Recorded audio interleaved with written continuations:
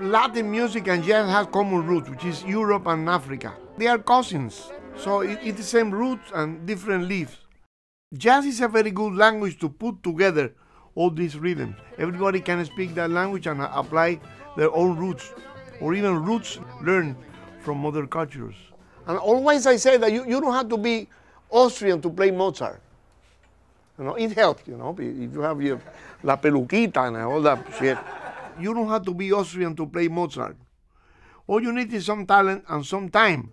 I don't think there is a barrier that tells you, oh, you cannot learn Brazilian music. It's up to you to open the book and then to open the road to work. But then you have the responsibility to do it, you know. There is a guitarist from Brazil. I think he's the youngest one in the group. I grew up listening to this thing and playing. It's great for me because I already know most of them. And he's so knowledgeable about all these Brazilian rhythms. And we learn a lot. I have a lot of fun playing with him because he has that style of playing the guitar that is unique to the Brazilians. So that's great because I feel like, okay, I'm home, you know, this thing I can do really good.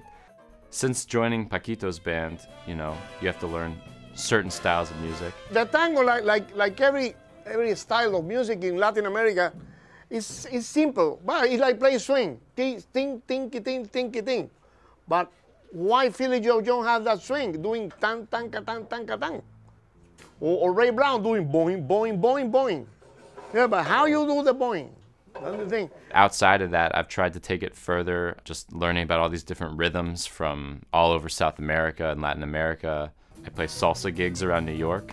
You know, most of the time I don't feel like I know what I'm doing because most of the other people playing this kind of music are people that grew up with it. And for me, it's something that I had to learn how to do. I'm still learning how to do it, so it's always that struggle. We're trying to make these students aware of the dimension of Latin music, so we try to give them the right information so they could do their own research in the future. When I went to Canada, which is where I won a scholarship to the Royal Conservatory of Music, I was trying to do something else than the regular classical repertoire that wasn't offered in the school.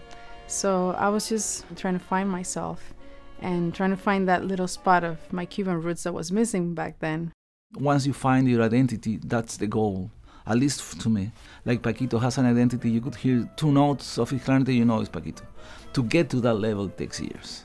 So I always advise the same thing, you know, never you lose your identity.